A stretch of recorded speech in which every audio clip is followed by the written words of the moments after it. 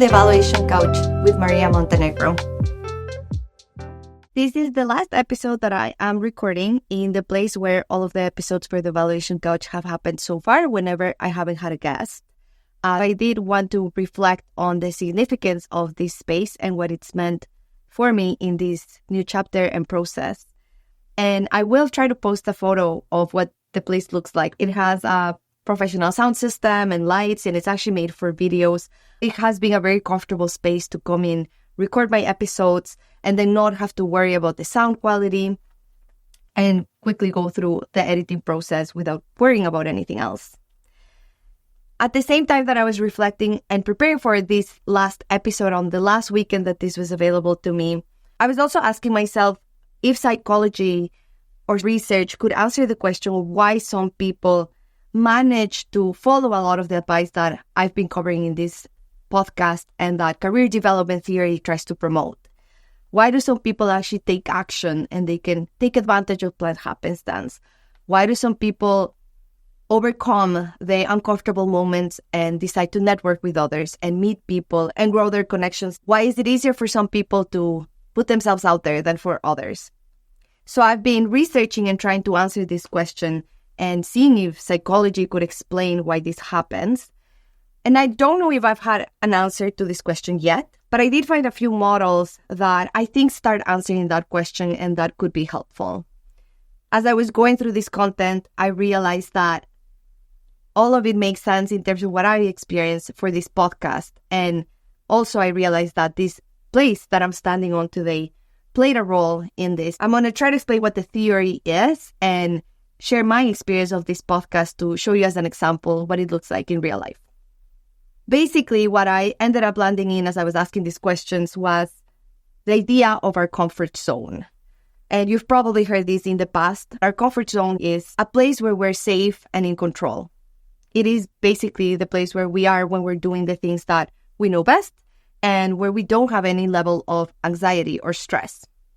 What I ended up finding is that in psychology, there's a model, and I couldn't find who came up with this model that I'm going to add on the links in this episode. But there's a very nice visual that explains how growth and learning happen and the relationship of that to our comfort zone. And basically what it says is that we're all in our comfort zone, and in order to grow, we first need to be in our learning zone.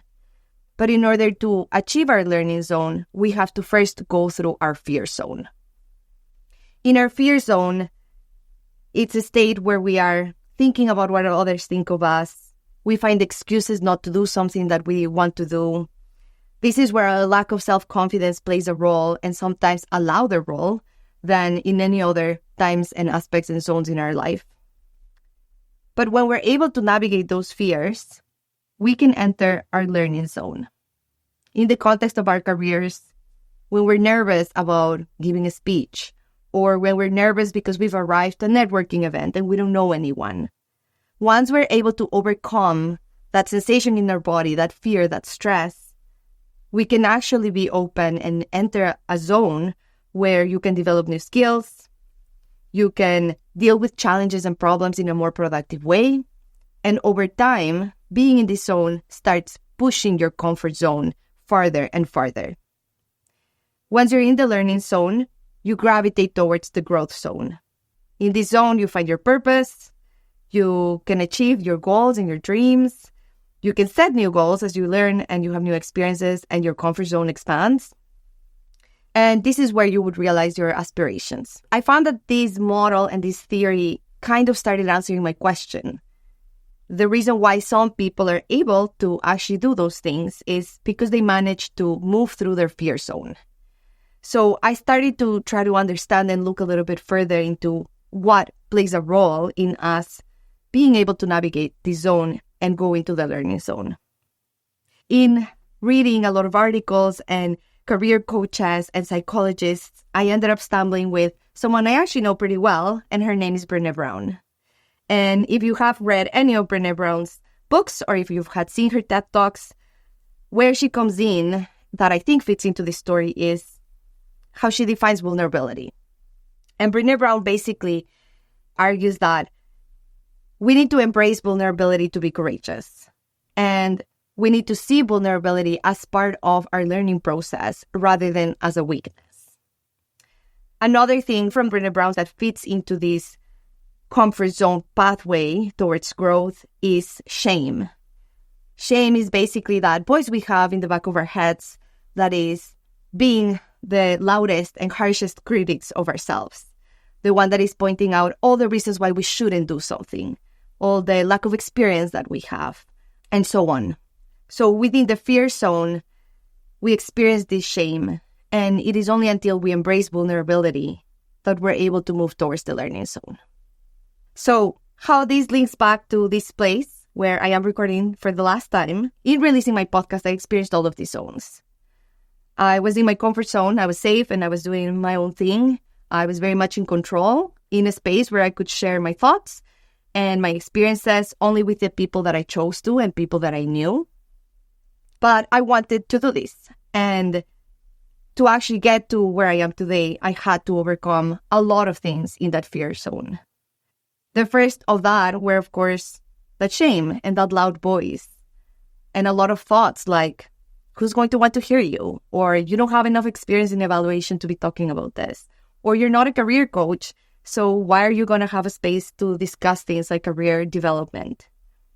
I also had to overcome a lot of excuses, like I don't have enough time to do this, or I've never done a podcast before.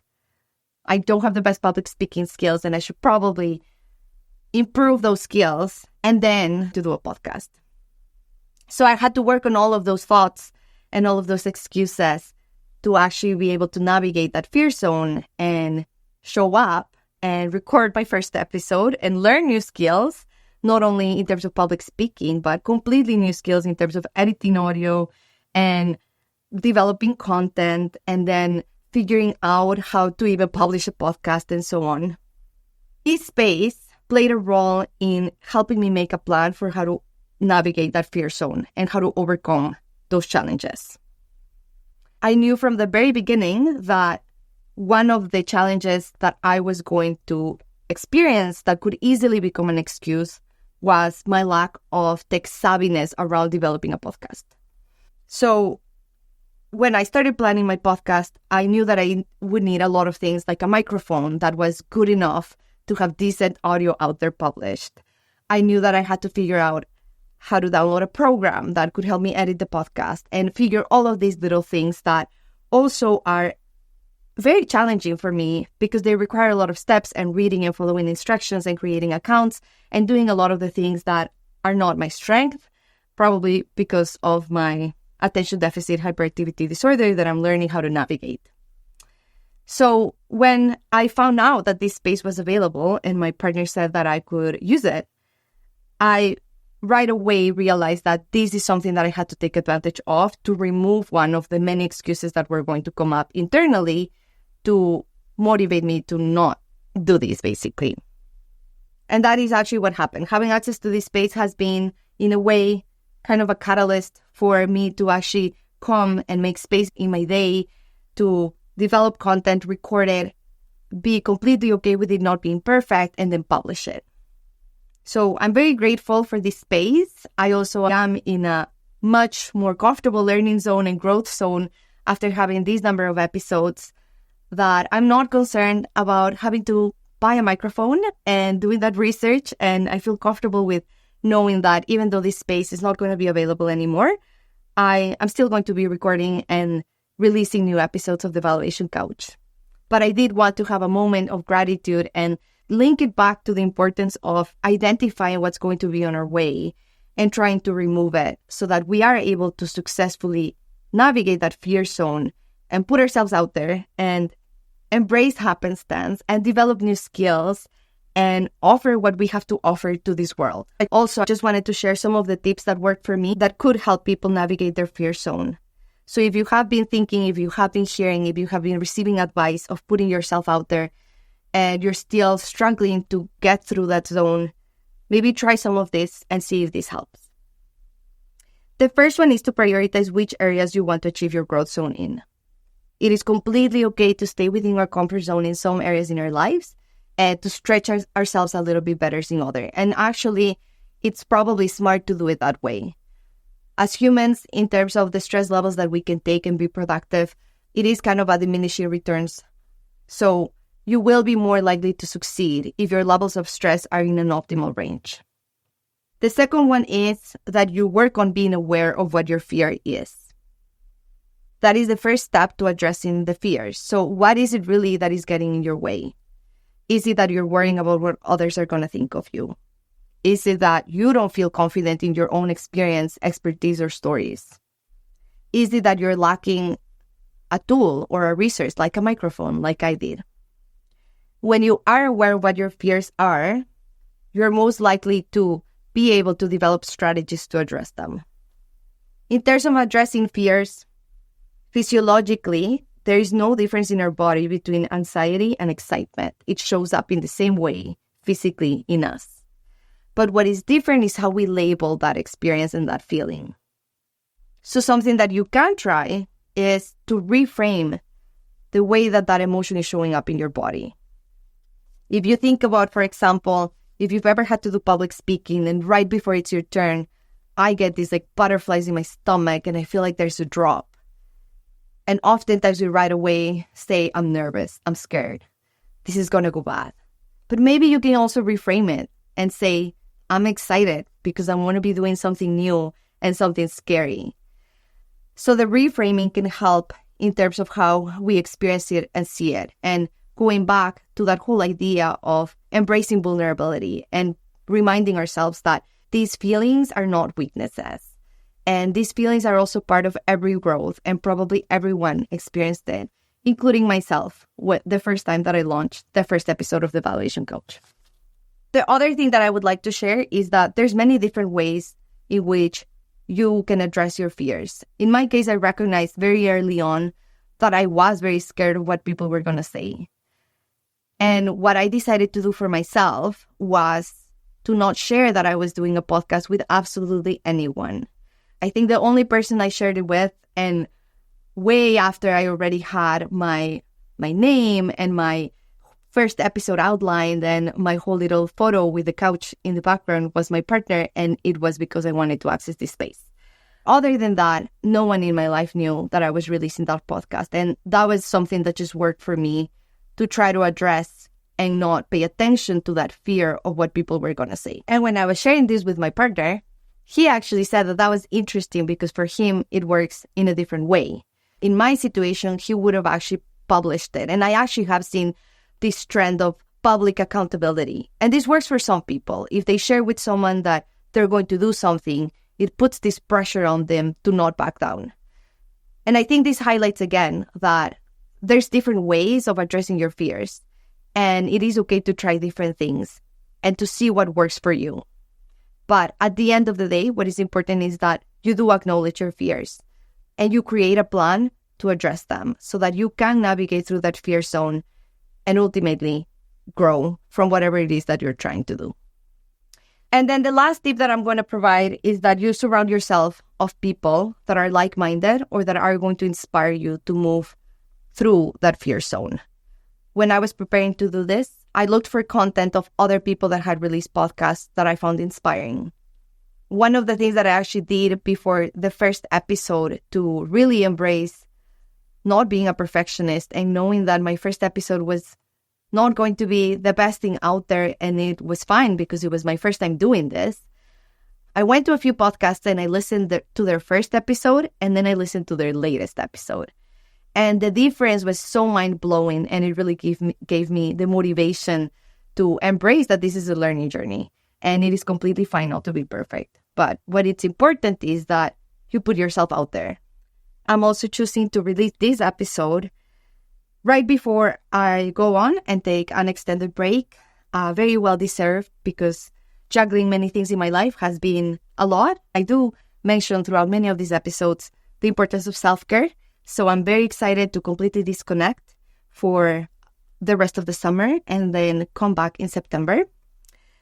In the latest episodes that I recorded with some guests, it came up that I should share a little bit of reflections about what this experience has been. And I do want to do that, especially because I know that it might help some people get motivated to navigate their fear zones and put themselves out there. So I just wanted to share that this has been an incredible experience. that has definitely become a highlight of my career. The fear zone was intense. I definitely had a lot of insecurities. It is definitely outside my comfort zone to share so much of my story, to be vulnerable, to share my experiences with mental health, to share my challenges in my career, and also to put it in a way that is so publicly available that it could reach many, many people that I don't know, and for many years to come. However, with that said, I've also developed many skills that I think in one way or another are going to help me as I move through my career. Public speaking has been one of them, as well as writing and creating content. And the thing that I'm most appreciative of that this podcast has offered me has been the opportunity to connect with people that I didn't know before, the opportunity to hear from others that my content has helped them, that they appreciate my vulnerability, that they have felt heard, that they have felt seen. And at the end of the day, that was the whole purpose of having this space. The whole purpose, and I actually wrote it before my first episode, was that if I at least had one listener that felt seen and that felt like they were not alone, then I succeeded with that episode. So with that said, it has been a really great experience. I really appreciate all the listeners, the shares, the private messages that I have received during this time. And I'm very excited to bring episodes back in September after I've been very recharged.